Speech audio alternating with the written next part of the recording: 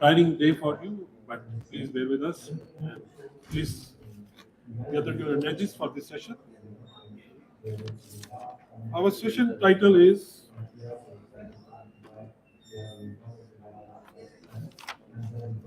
Transformer Agriculture System for Food Security, a World Without Hunger. This session brings together our distinguished experts who have dedicated their careers to addressing this challenge that lie at the intersection of climate change, agriculture, and food security. Without further ado, I would like to introduce our panelists. First of all, we have His Excellency Ambassador Dr. Mohammed Nafis Zikria, Executive Director COMSETS, which is an intergovernmental international organization with 27 state members. And it has a remarkable representation across the world. I would like to invite him for opening remarks. Please, sir.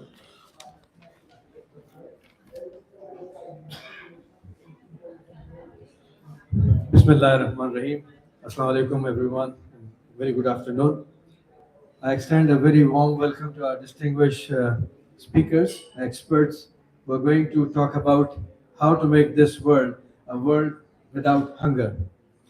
It is today's side events topic, transforming agriculture system for food security.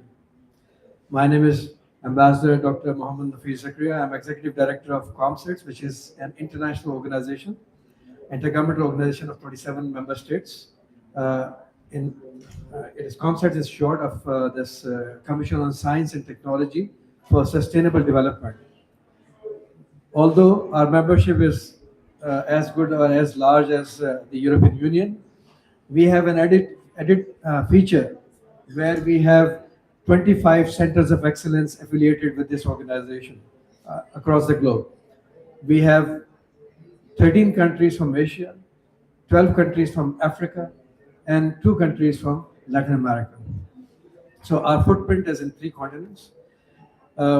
It's an organization that has its outreach through partnerships with the international organizations, including the United Nations, UNFCCC, we are also the observer of it, and many other organizations actually. Now, climate change, you see it from the context on the perspective of food security. I think food security in itself, independently, is a chapter, is an aspect that is to be looked into.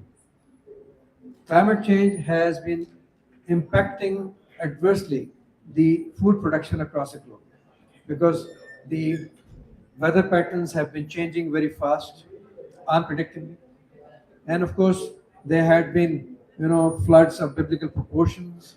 There had been earthquakes and many other catastrophic events that has devastated not just the infrastructure and unfortunately the taken a huge toll on the human lives, but it has also destroyed the livelihood of the people. So these things are impacting and endangering the food security for the times to come. Initially, the attention of the world was drawn to food security in the context of not just the weather situation or the weather crisis, but because of the growing, population, fast-growing population of the world, and the countries' focus shifting from agriculture, even those countries which were mainly the agriculture countries and agrarian economy based, they were shifting slowly and gradually because of the urbanization of the rural areas where you have this agriculture sector usually located. So that has brought attention to different technologies. We have application of technology so that the agriculture yield could be increased. This was one challenge. Many countries have excelled in that. There are but many countries that have actually yet to get where they should be, and but they will be, inshallah, with the combined efforts of the countries that have acquired some expertise in this area. We have experts sitting here who are from the agriculture sector. For example, they're related to it. They're expert. They have the expertise. Mr. Minhaj Khokar. He's into precision agriculture, and he has the expertise, he has acquired knowledge. He's from Silicon Valley. He has his own farm in Pakistan, which is the only farm which is aquaponics based, system based. And there are other soilless system in Pakistan, hydroponics, aeroponics, but aquaponics is the latest of its type. And aquaponics has a lot of advantages over other, soilless agriculture systems. So he will most probably throw light according to his expertise in that area. So that falls in the category of precision agriculture.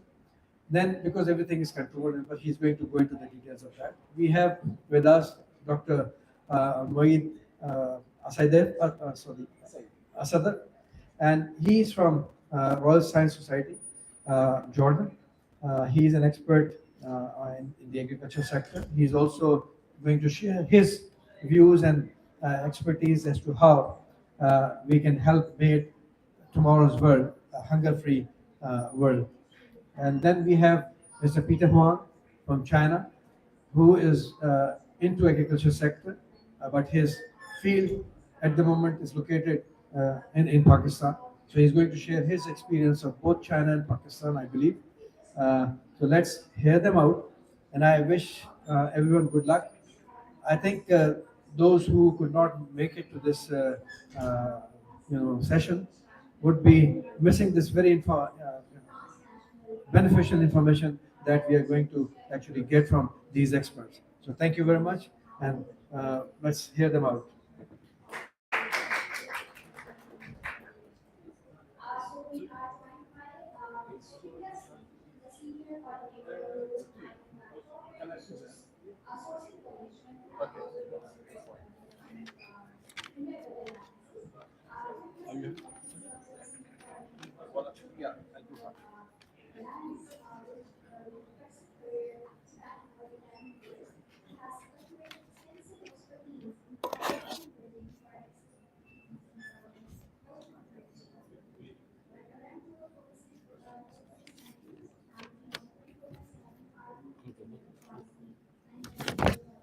May I invite Dr. Almada Sayed, Dr. Water, Environment and Climate Change at Royal School Society of Jordan for his presentation.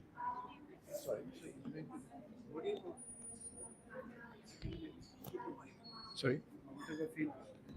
You can come over here. Uh, should I go there? Okay. So thank you so much. I'm really pleased to be with you. Thank you so much for having me. I don't know. It's not working maybe. So anyway,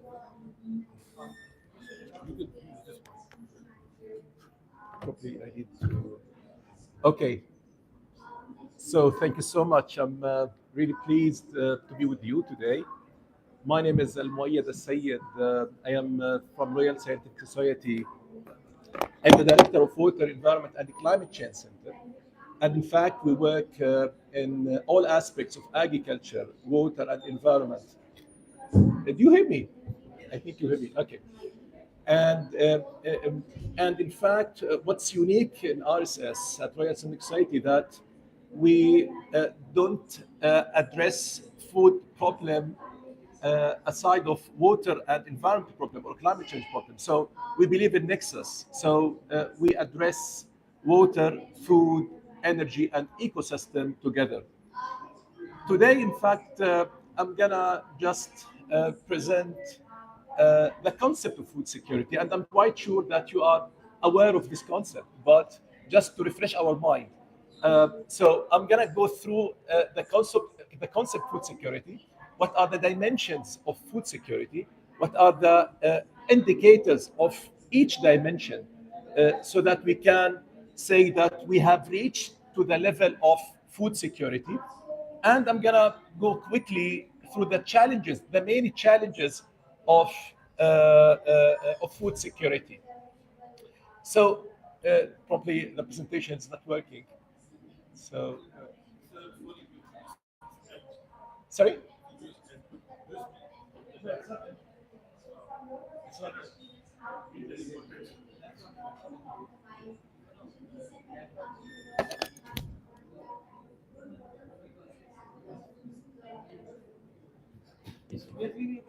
It's not empty, I'm quite sure.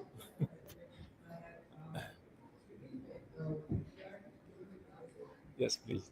Thank you so much. So, once again, sorry? So, once again, in order to reach to the level of food security, it is quite important, it's crucial, in fact, to consider energy and water and ecosystem together. So it is like, as I mentioned, it's a nexus. So the definition of food security, okay, I'll jump to the dimensions. Shall I wait? I'll be waiting a couple of minutes. Excuse me. Sorry. No worries.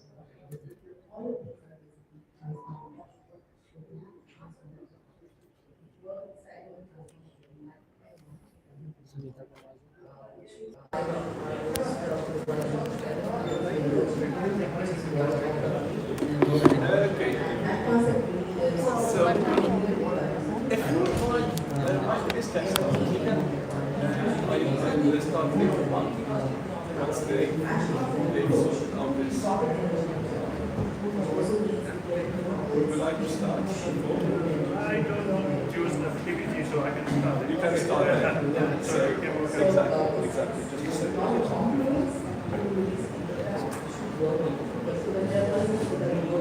It's working.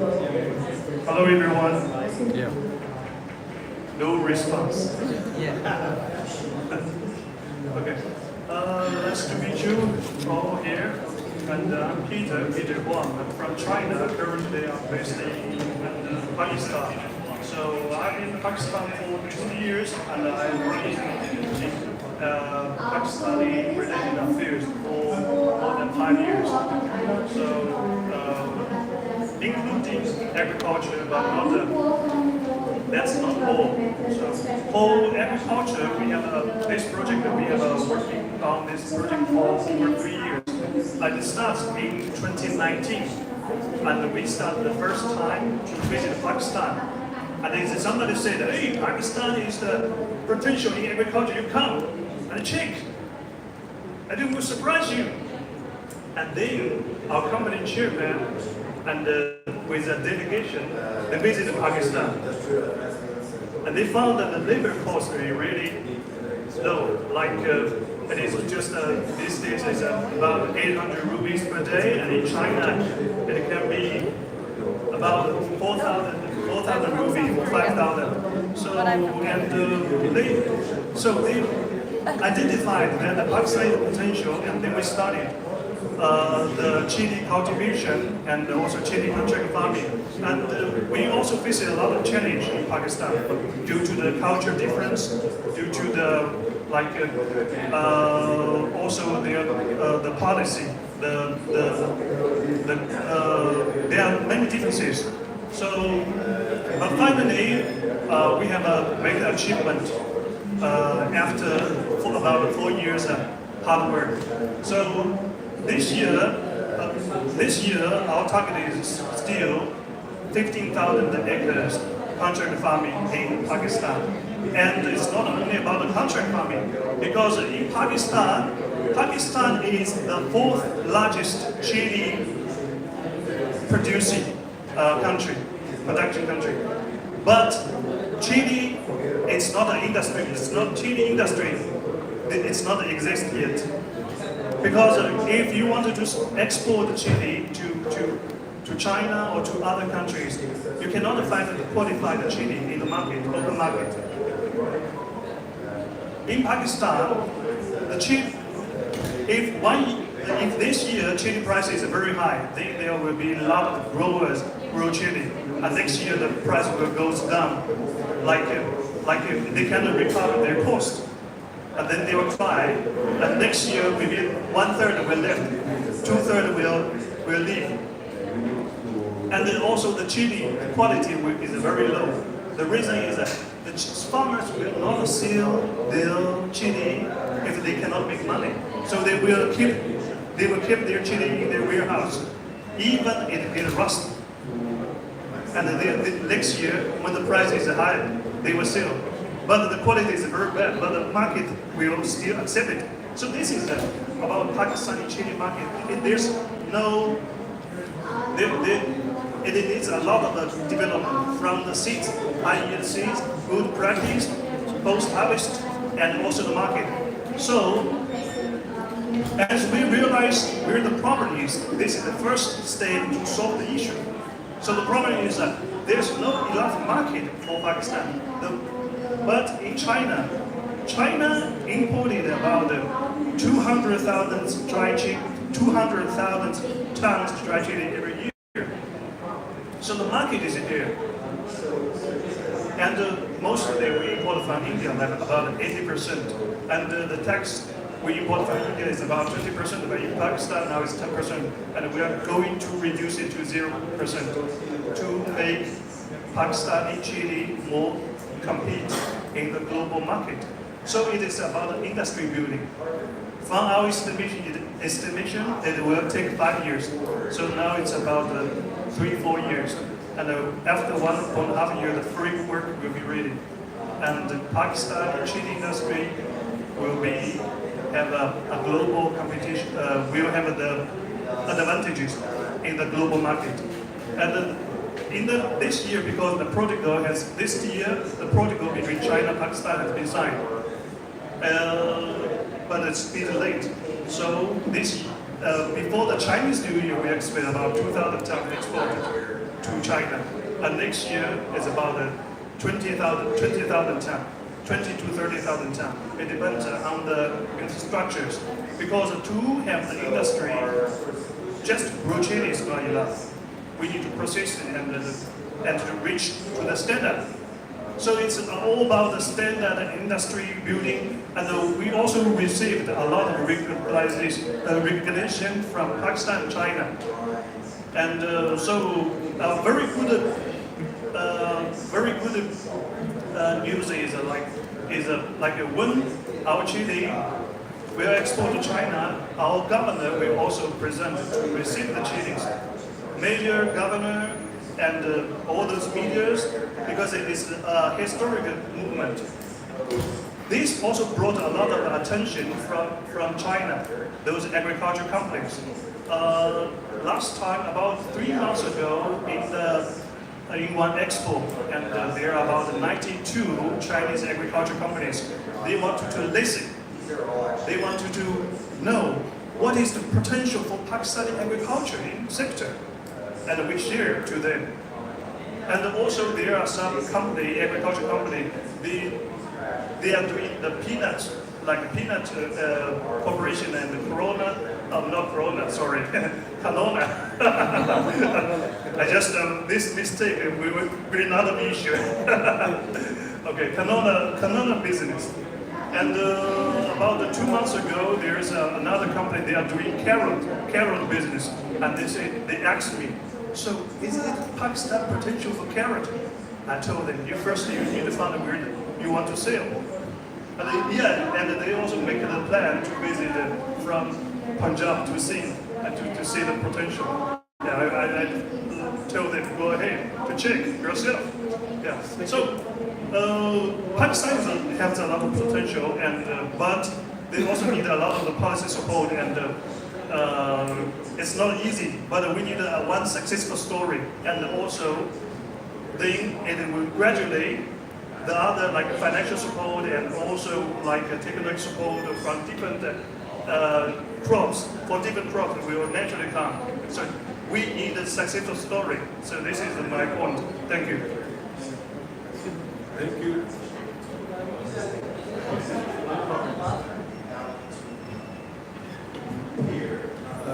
Our distinguished guest speaker has talked about chili. Chili is definitely not going to take care of the hunger, as a matter of fact. Oh, yeah.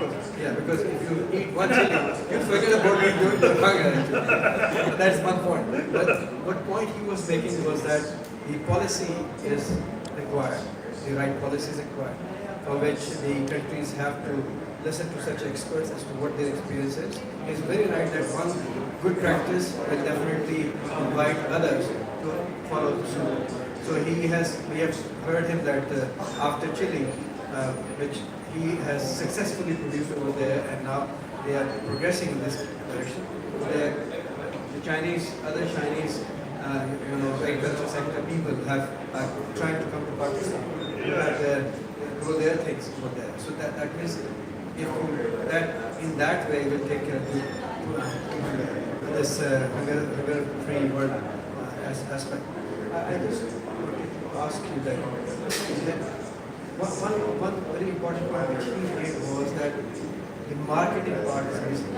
The marketing part is, yeah, Because if the marketing part is not good, if the country's government or the relevant departments, they do not work for the farmers to find their market or align them with the markets, then definitely there will be discouragement for the farmers. So this is one point. yeah, they will make a lot of products wasted.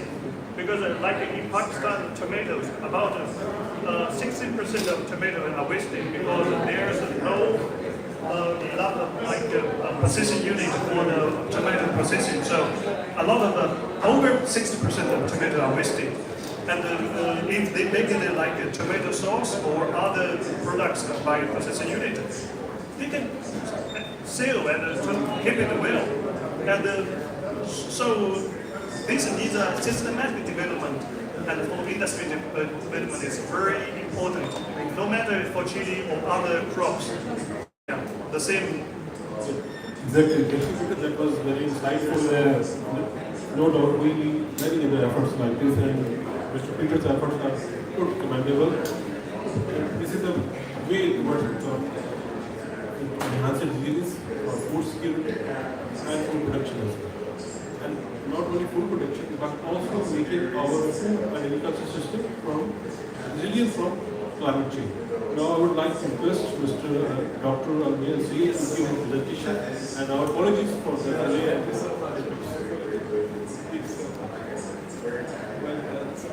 Once again, thank you so much, and apologies for this technical glitch. So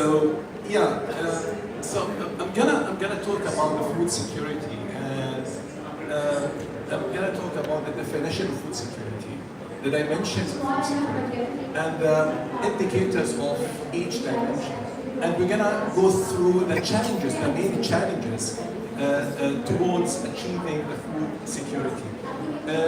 So the food security is defined as the status where all people at all times have physical and economic access to sufficient, safe, and nutritious food that meets their dietary needs and food preference for an active and healthy life. And in fact, this definition leads us to these four dimensions of food security. So when we talk about food security, basically we are talking about availability, accessibility, utilization, and stability. And all of interventions, technologies that we are talking about, that we've been developing, in fact are falling within these four dimensions. So when we are talking about hydroponic, aquaponic, vertical farming, integrated industrial 4.0 into agriculture. So we're talking about availability, accessibility, utilization, and stability. The question is, how can we define availability? Is there like certain indicators for availability and likewise for others? The answer is yes, and this is quite, I would say, it's available in the literature, and most of the countries they rely on these indicators in order to evaluate their progress in food security. Availability, in fact, we have like four indicators for availability. The first one is agricultural orientation index, which is the agriculture share of governmental expenditure. So how government is spending on agriculture. So this is one indicator on availability. The second indicator is food losses. So if we lose more food, then the availability is low. Import dependency. To what extent we rely on importing food. So this is in fact one of the indicators, one of the important indicators on availability. Agricultural water. So it's quite important to know where water is coming from for agriculture. So this is quite important. This is in fact goes in line with what I've mentioned in the beginning, that it is important to consider water and food mixes. So it's quite difficult to separate food out of water. So if we don't have enough water, then this in fact will affect on the availability of food. Accessibility, it is measured by poverty. So more poor people, then it gives like an indication that the accessibility is low. Food consumption expenditure. So how much households are expending on purchasing food. Unemployment. So if we have like a high unemployment, then this in fact gives an impression or an indication that the accessibility is low. Regarding food utilization, we have in fact two main indicators. The first one is what we call it drinking water accessibility. So if we don't have access to drinking water, then in fact our utilization to the food is limited. And if I ask you what is the relationship between the food utilization and drinking water, what is the relation, the interlinkages between the drinking water access and the access to the food utilization? So if we don't have access to drinking water, I don't know how we're gonna cook. You're not able to cook. You're not able to wash up fruits and vegetables. So drinking water is linked to food utilization. Sanitation access. Sanitation is also linked to food utilization. So child stunting. So this indicator, in fact, is used to measure the food utilization. So child growth, if the child growth is low, this refers to malnutrition or refers to bad utilization, and women anemia, of course. Stability, and this is quite important. And this is the last dimension of food security. Stability, we have three main indicators. The first one is climate change. So if the climate, under the climate change conditions, the food supply is unstable. So it's quite important to measure the vulnerability of like a given area to climate change, so that we can evaluate the stability. The price variances is one of the indicators as well, and supply variability. It is one of the indicators for stability. So these are the main, I would say, indicators for food security. So once again, we've talked about availability, accessibility, utilization, and stability. And those four, in fact, made up the concept of food security. Now, if we're talking about food, the main challenges to achieve food security, there are lots of challenges, but in fact I came up with like 8 main challenges for food security. So the first one is climate change. So climate change leads to water stress, flooding, and drought, and all of which, contributes to low accessibility, low availability, low utilization, and low stability. Population growth. Of course, when the population increased, then we need to come up with innovative food systems to feed all of these people. Land degradation, biodiversity loss, water scarcity, limited access to technology, which is quite important. Technology nowadays plays an important role in achieving food security. And political conflicts. Political conflicts is one of the challenges that face food security. So these are the main challenges. But the question is, how are we going to address these challenges? So we have 8 challenges, and we need to discuss in the panel, we need to discuss how we're going to address these challenges. So we have population growth. We need to address this challenge in order to achieve food security. We have climate change. How we're going to address this problem. Land degradation as well. And water scarcity, biodiversity loss, and political conflicts. So we're going to discuss this during the panel. I'm going to finish here. So thank you so much.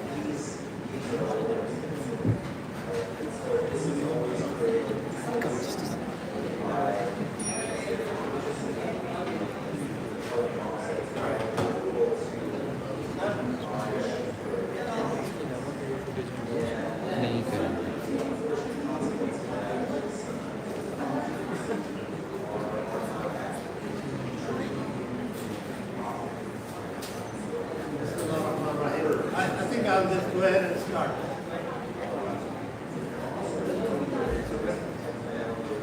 How many people know in the last 30 years, or I would say, let's say, in the last 50 years, how much food production has grown? What percentage? Any idea? Just give any number. Anybody, any number. How much food production has grown in the last 50 years? 60? Okay. Anybody else? 75. 75? Okay. I would bet 400. 400. 200%. Okay. Actually, it has grown only 50%. Okay. On the other hand, population has grown 30%. So there should be enough food. There should be enough food so that. Okay. Anyway, you set it up. So there should be enough food to meet the needs of the world. But why are we not meeting the needs of the world? What is happening is, if you know mathematics, that you reach a certain critical point, and then after that critical point, every 1% increase or decrease becomes exponential. Okay? So 30% population growth has put a lot of stress on water resources, on soil resources, and then unhindered use of chemicals, especially urea and all those things, that have really destroyed the soil. And this has become a major factor in quantity of agriculture and the quality of agriculture. Our food is nutritionally not dense enough that it can really help the growth of the children. And as we adults, we grow, I mean, with all kinds of diseases, diabetes has become very common disease. All of this is food related. There was no diabetes more than 100 years ago. But now we have rampant diabetes because of nutritional quality decline of food. Okay, now, let me give you another warning actually. There is something called AMOL. I don't know how many people are familiar that the water goes, and there are regions in the world. Okay, on this planet, the water goes to the colder spots, and then from the colder spots, the water comes back to the warmer spots on this ocean. And these are ocean currents. AMOL, the Atlantic.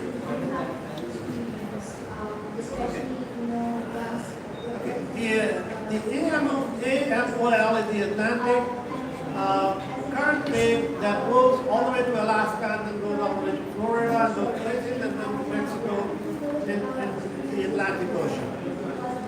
The scientists are saying this AMOL may fall down by 2025. We're talking about a year or two. What does that mean? If that, the water stream, if it falls down, that means the temperature of the ocean will be much higher. For example, this summer, the water temperature around Florida was 100 degrees Fahrenheit. When the water temperature is so high, how are you going to grow rice?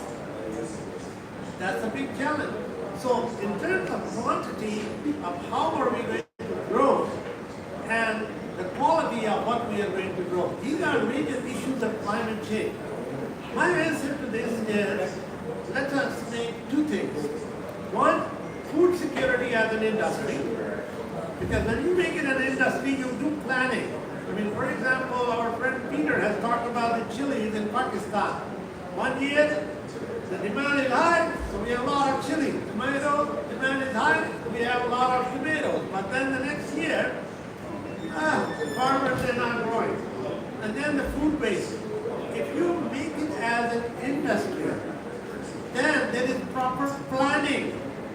One of the things that is missing in Pakistan, in many third world countries, is the proper planning of food distribution, not just marketing. Marketing is just one part of the planning. If there is no plan, we don't know. I mean, if I don't know where is the exit, if there's no map, I think I'll be lost here just like everybody else here, right? So there has to be a proper map. How are we going to get to a certain destination? That is one of the biggest problems in Pakistan and many developing countries. Okay? So we need to make food security as an industry and climate change as an industry. When I say climate change, there are three things that need to be done. It's not just mitigation. Everybody's talking about mitigation. Well, you know, how are we going to mitigate if the oil producing countries, how are this? And I don't want to mention the country. But one of the oil producing countries, I was in their pavilion and I said, you know, the phase out of oil, and the guy immediately corrected me. No, there will be no phase out. Don't talk about that. Okay, sorry. All right? So, but there is no phasing out of fossil fuels. So it's not mitigation. It is going to be adaptation. The weather is going to change. How are we going to adapt? I was in Malaysia a couple months ago, and every day it was raining. For 3 months, every day it is raining. And Malaysia is talking about that we are going to have 5 crops of rice in 2 years. And I told the Prime Minister, I said, how are you going to have these 5 crops if it is raining every day?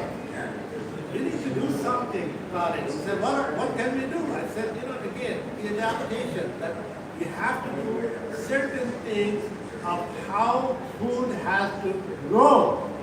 This is a very important realization. If we know how we can grow food in any circumstances, then you can meet the food security goals. Otherwise, forget about it. I think there will be mass starvation. I'll give you one example. after Second World War, Netherlands used to have starvation. They didn't have enough food. But right now they're the second largest agricultural export country of the world. How did they do that? There was one crazy guy, his name was Dr. Rudy Rabbit, okay, that was at Lincoln University. He said, our environment is not suitable for outdoor agriculture. Let us go indoors. Okay? People listened to him. Some people, they said, you know, this thing, no, wait a minute, this is not agriculture. But then some other people, they said, you know, let's try it.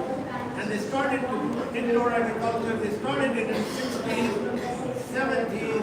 By 80s, they had made it into an industry.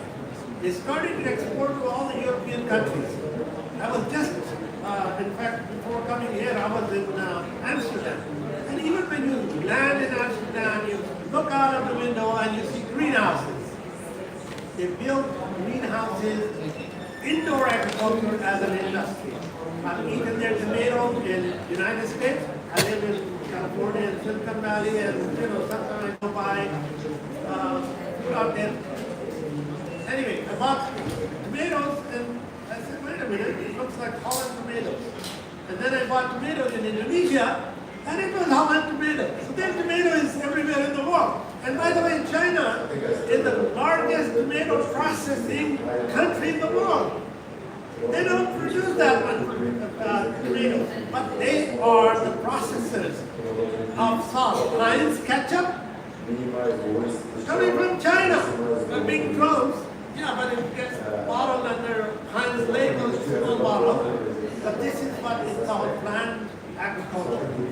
So, anyway, we need to go, I mean, time is very short, so I'll try to conclude this thing.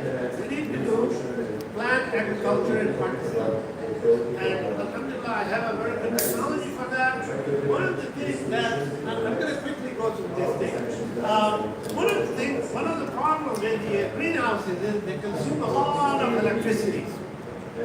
So my solution for that is, I have a special technology of greenhouses whereby they produce electricity.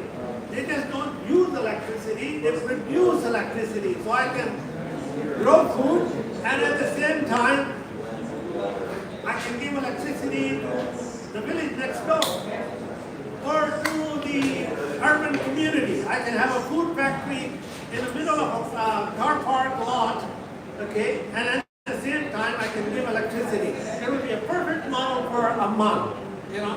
So I hope to do it in Gaza too, by the way. Yes. Inshallah. This is Dr. Raymond, Karen Raymond. He's the head of the Organic Farmers Association of Germany, and he's also a professor at Kassel University. I was in Pakistan, and he called me and he said, I have 30 minutes, can I visit your greenhouse? I said, no problem. He came, he looked at it, he was there for 3 hours. He said, I've never seen any of this technology in Germany, never seen it in Europe, never seen it anywhere in the world. And then he said, I am shocked to see it in Pakistan. Then he started to think. Then he said, no, it's not because of Pakistan, it's because of you. This technology has been developed in Silicon Valley. In Pakistan, we have even enhanced its value, enhanced its property. Now I can put up greenhouses anywhere in the world, including China. Don't copy my technology. What a joke. I'm afraid you're sitting there and she's taking I have photos. a picture. I'm not Chinese. Okay,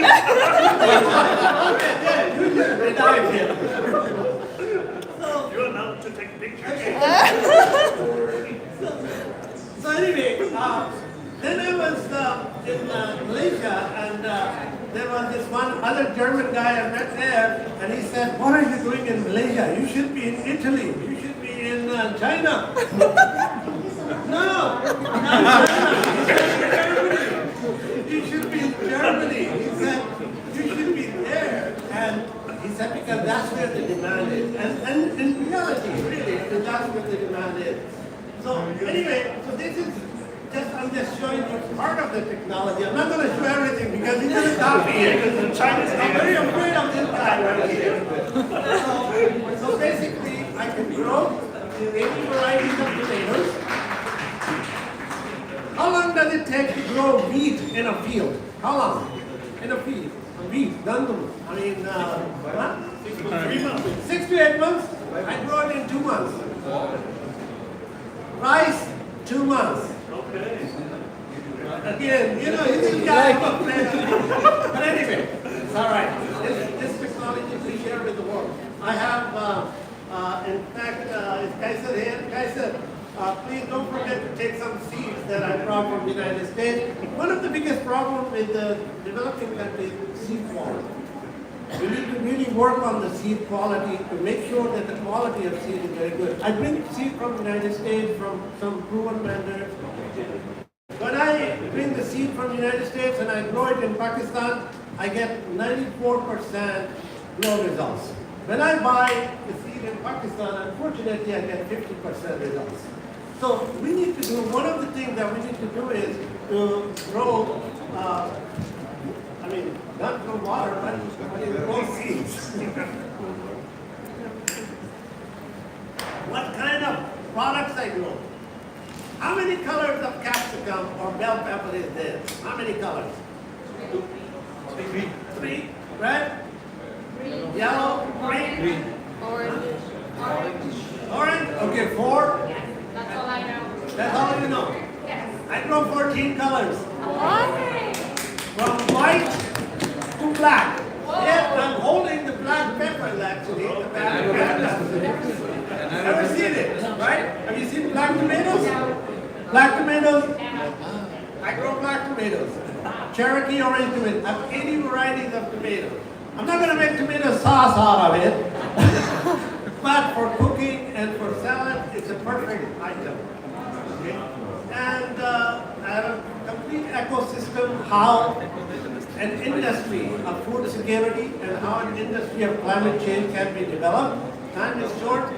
I'm not going to go into detail, but basically I have a program whereby we have to start training from the people. It's always start from the people. People are talking, Malaysia is talking about having electrical vehicle industry. And I told the investment minister, Mr. Duffel, I said, how are you going to grow? You don't have even the technology. You don't even have the people to fix electric cars. So how are you going to make Malaysia the hub of electric cars? You can't do that. You cannot grow a food security as an industry or climate change as an industry without training people. And this is going to be the most demanded training in the world. And I'm hoping I can train about 1 million people out of Pakistan and some other countries. How about Chinese? Or Chinese, you got too many people. So, but anyway, the first step is train people. I mean, Cherry is doing very well. I mean, Geely is doing very well. And you know, in terms of the electric cars, there were 500 manufacturers of electric cars in China, too many. Now cars are getting rusted in the parking lot. They're down to 99. They'll be down to about 10. That's how things consolidate when you build an industry. But anyway, we start with the training, then some funding, and then this is how you start to plan out the industry. What Pakistan and the developing countries they need is proper planning of how to build climate change as an industry, food security as an industry. I told you I was going to surprise you, right? Never heard of that before, right? And how the funding flow goes and all of that, and greenhouses. I think that's about it. I don't want to show too many things, you know, time is short, and plus my secrets will be out. All right.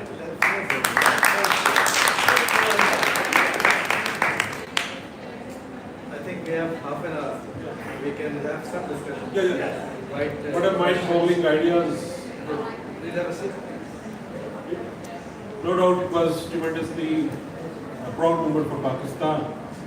And with other such kind of technologies that even China is spellbound. Now I would like to invite our panelists to embark on the discussion on the topic, the real topic, why we are here. Out and tell their brief perspective, how Pakistan can contribute for global food security.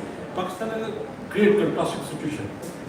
We have about 44% of children under the age of 5 suffering from stunted growth, while we are wasting our food produce about 40%. And there are different figures, but about 40% of our vegetable and fruit production is wasted every year.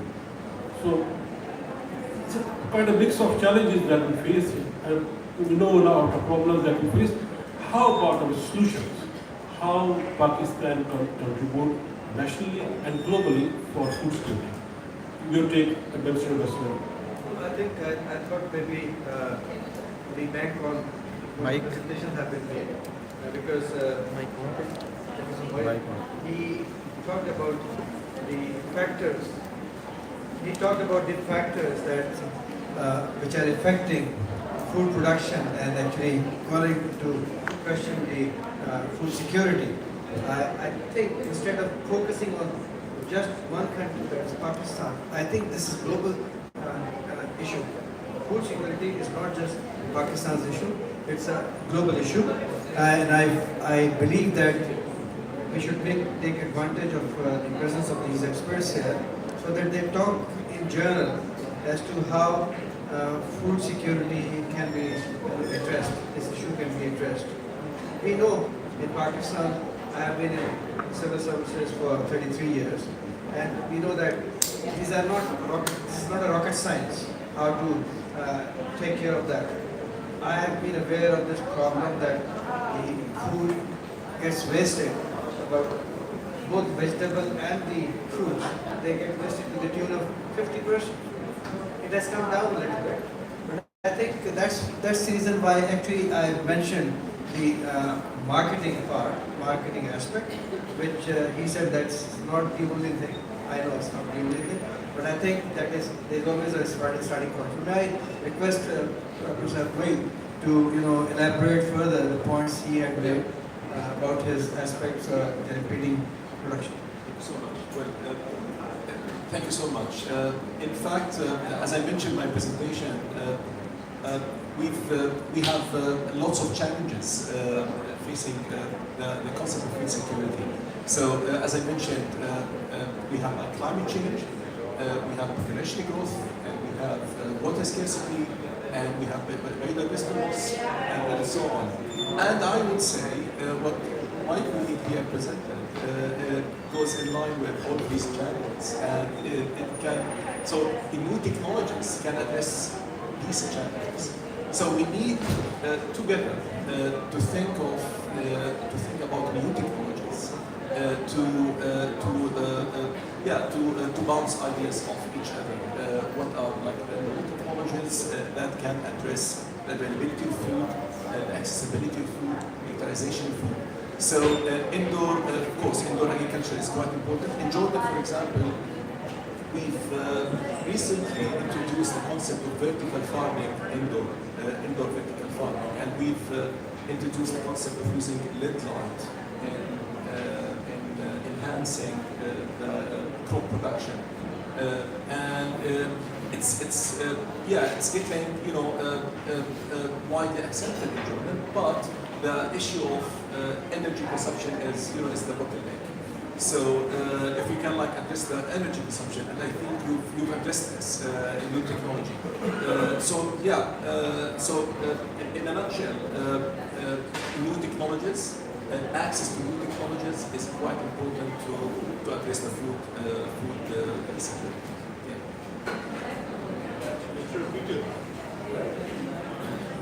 Mr. Peter, your take on this subject? For what you mentioned about the new technology, how to preserve the food is also important. Like in China, what we do is China this year's the pre-cooked food industry is developed very fast. Why is the pre-cooked food? So we can get those products and make it pre-cooked, and then can keep it for a long, like 7 months. It's okay. And also we are building more cold storage and cold supply chain. So this is a whole long-term plan, and this is also a way to keep the food less waste for food. Yeah. Thank you. Mr. Minhaj. You know, again, I mean, I cannot overstress proper planning. And also to make it as an industry. I mean, once you make it as an industry, then you can even adopt new technology. Even if you have new technology, then you don't have the planning. I mean, how are we going to do that? I mean, in my greenhouse. Hello? Okay. In my greenhouse, lately we've been growing saffron. Okay?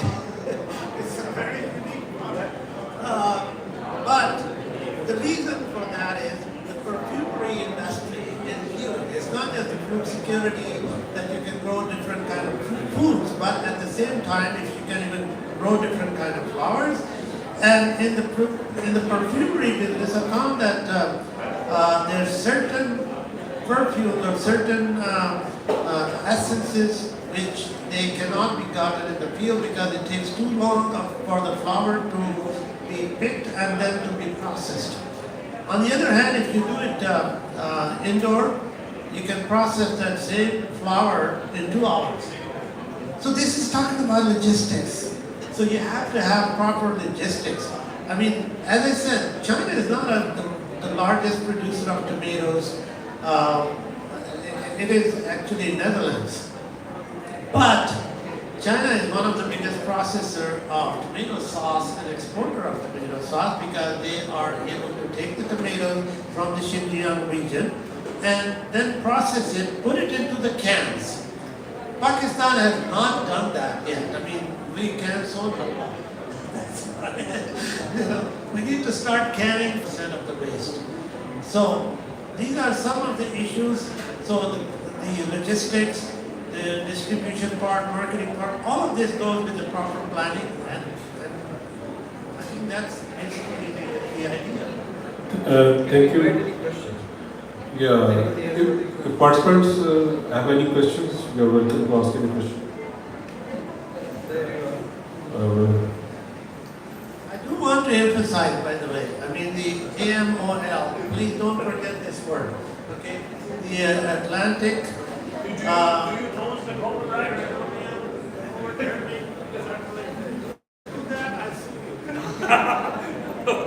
Thank you very much. My name is Kaisar Nawab. I work at ComSets, Commission of Science and Technology for Sustainable Development in the South, who is the organizer of today's event with NDRMF. My question is just like a simple and a social question: that how can we motivate the young people to promote the farming culture inside their mind? Because these days the digitalization, AI, ChatGPT, and all these things, the gamings, Xbox, it is something which is like moving the young people, particularly from the global south, who is not even access to the internet, the electricity, these tablets, touch screens, and all these Androids, phones, etc.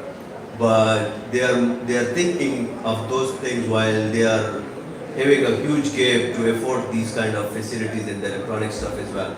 So how can we promote the culture which I have seen back in 10 or 15 years when while my grandfather and father was farming, and I'm still proud on that I'm one of from the family who is a farming family as well, because it's a hobby and it's given me a pleasure while playing in the sand and digging it and planting a tree and owing like a kids and then naming it. They took me to the memories that we had during the school age, but now we have the mobile phones and the games and stuff. Thank you. I think the shortest answer to this question.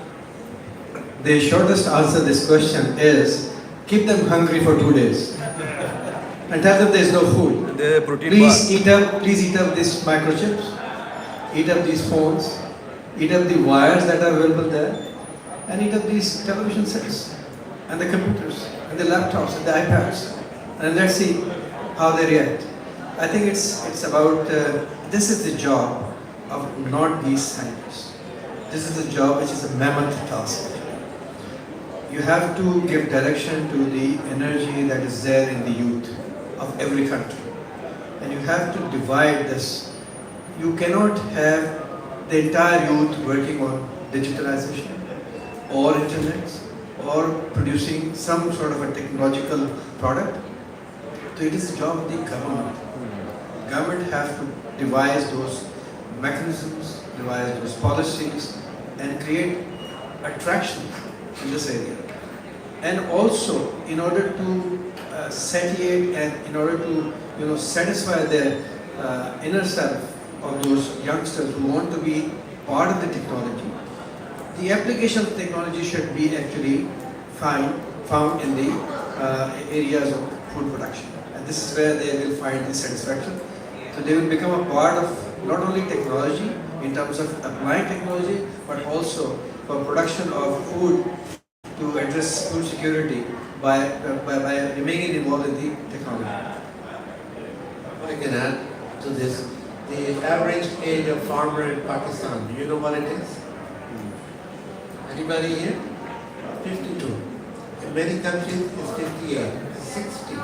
So there is a big crisis. Young people are not into farming.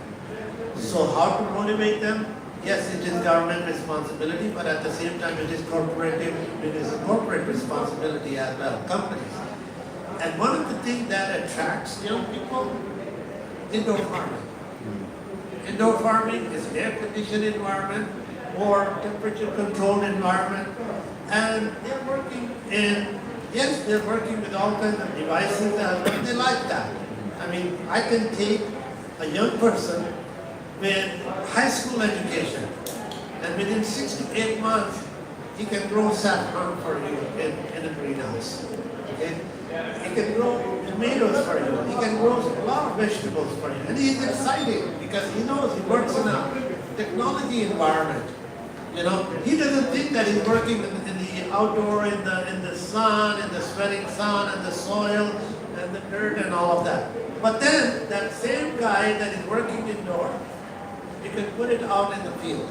Because now he's learned what is the importance of growing food.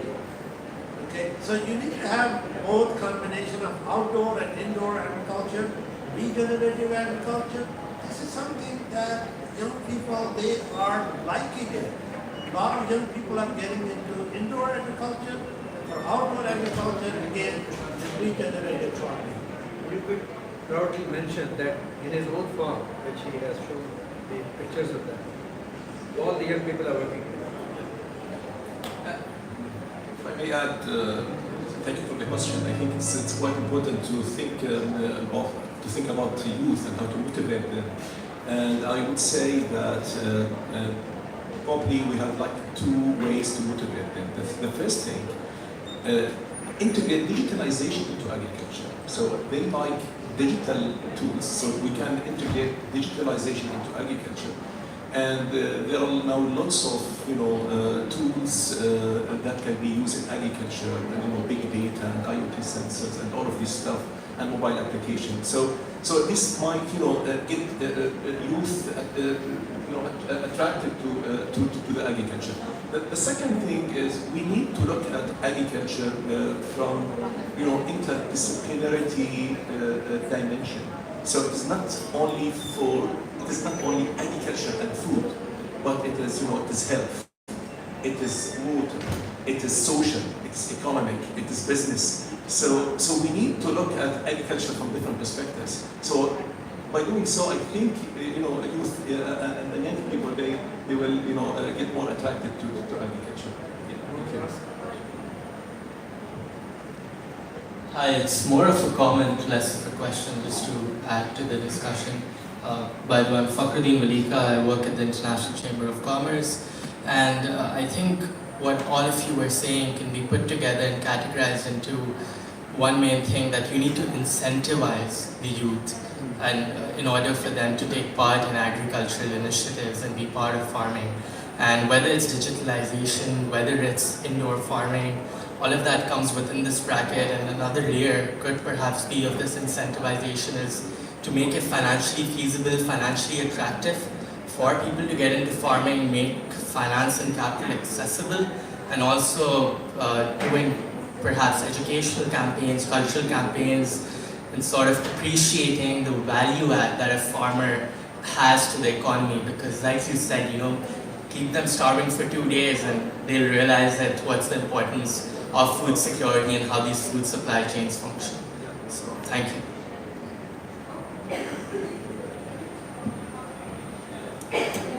Shall we? Do you want the question to be addressed by specific? It was just a comment. And he's right. He has actually summed up many things. Good. That's the power of the youth. Thank you. Follow-up question: what kinds of incentives will you propose? Is it like sorry to put you on this one, but do you think that it's like monetary? Yes, exactly, like loans, for example, something like this, or like incentives? Yes, please. Yeah. One of the reasons young people they very much like to work in my greenhouse. First of all, it's the only greenhouse in Pakistan. Okay, so they're very motivated that they're working on something very unique. So it's the mental satisfaction. The second thing is they know that hopefully, inshallah, we will launch our company and it will go for IPO. And this is where the stocks. Okay, so incentivized by giving them something that has monetary value. Okay, so yeah, you can give salaries, but then you can get better salary than someplace else. So salaries will not motivate the young people alone. Okay, I mean, it has to be something very different. So what I have offered to these young people is, okay, you work on this thing, we are going international. Hopefully we will be getting listed within 5 years, and inshallah you'll get some stocks. Okay, I give stocks to the people now, so they know they have a share certificate. Then hopefully one day when we get listed, even the janitor can become a millionaire, right? Thank you. In nutshell, is actually the incentive is, on this side is ownership. Thank you, Mr. Mulhad. I would request Mr. Ambassador to conclude the ceremony with his closing remarks. Mr. Mulhad, thank you.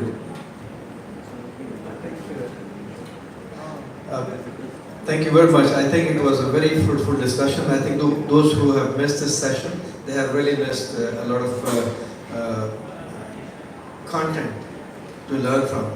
And I want to thank all our distinguished guest speakers here, excluding me. I wasn't the expert, to be here with us and benefit. And I'm sure that this entire recording that has been done will be of great benefit when we put it on line for people to actually know what has been talked about in terms of food security. Because food security is greater challenge than the weather or the climate change.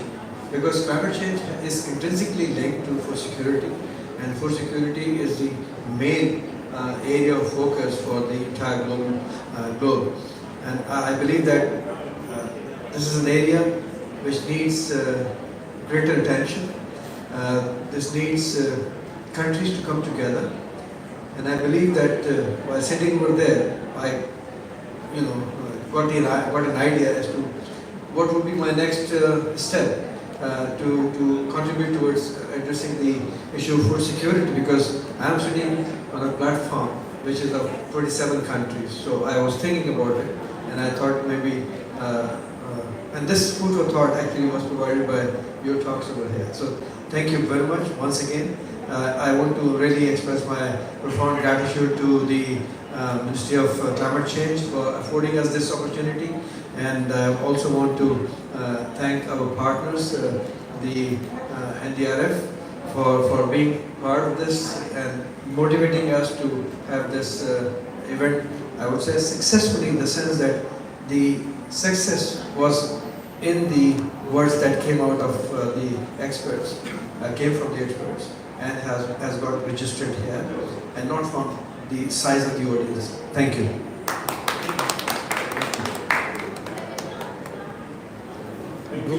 Photo? Thank you, ladies and gentlemen. We are there. For the participation.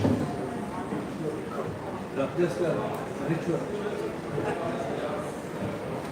It's a very special. after the sessions. That's one by one, right? One by one. One by one.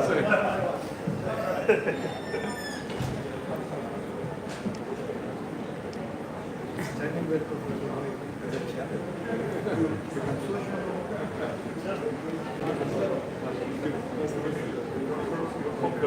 उसकी chair पे रखना है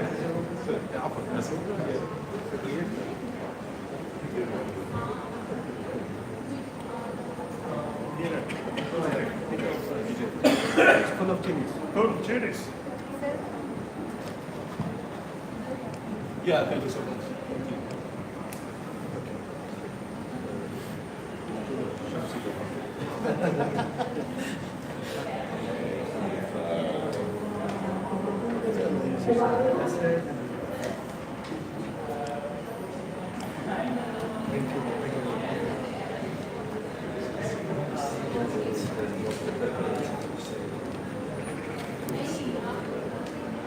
वो present कर देना